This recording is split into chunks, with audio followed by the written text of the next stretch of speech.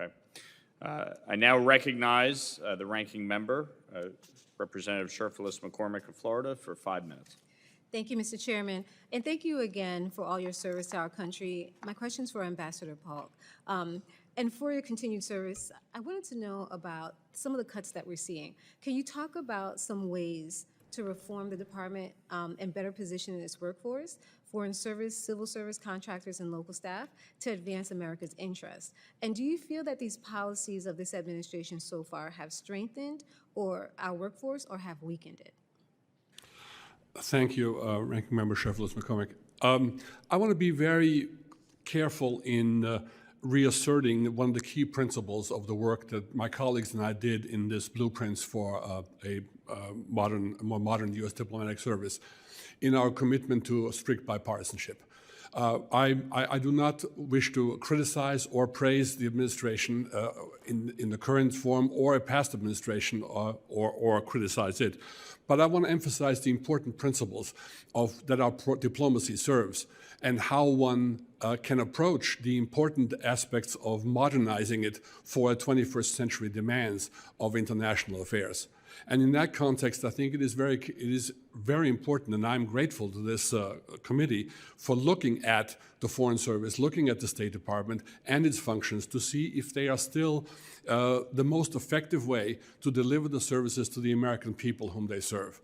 So the one thing that I would advocate is something that you mentioned in your opening statements, and that is to go ahead and look at the functions, as you are doing, of the Department of State, both civil and foreign service and our workforce abroad, to see where they meet the mission of the administration's foreign policy. And the administration's foreign policy that we are right now focused on is this administration's foreign policy, not previous ones, not to criticize or to praise, but simply to follow the president's instructions to make his foreign policy the most effective for America and for the American people.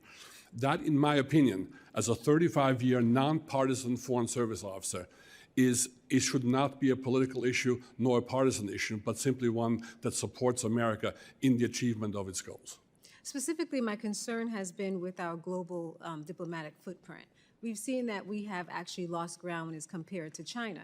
And so I want to make sure that we're keeping our priorities and our goals front and center as we're making decisions, and that these decisions are actually strengthening us or bringing us into a place where we're actually gaining ground when it comes to that diplomatic footprint. So in that context, do you believe that the suggested cuts right now would actually lead us towards the goal of expanding our diplomatic footprint, or do you believe that it actually is having us in this continued regression? Thank you for the question. I'll give you my opinion and hope that it finds some resonance in your concerns. I firmly believe that the United States can afford roughly 1% of the federal budget on its diplomatic workforce to present a universally present American diplomacy in every part of the world. I do not think that it is something that is too expensive for the American people to support in terms of all the functions you mentioned in your opening statement and all the concerns that the chairman mentioned in terms of the efficient operation of our foreign affairs bureaucracy. I would not cut back on our presence around the world, no matter in our consulates nor in our embassies, simply because there are other competitors out there who are perfectly willing to fill the vacuum that we leave when we depart. And I can assure you that I have served in huge embassies abroad, from Mexico City to Berlin, Germany, to very small embassies in Estonia and in other places around the world, where the presence of the United States was always the central point of focus for both the host country and other diplomatic representations from other countries, to see the American embassy as the most effective and the most efficient diplomatic service there. Whenever they had questions about how to deal with the diplomatic challenges of that region and of that country, they would first come to the U.S. Embassy. I think this is something that we would want to preserve.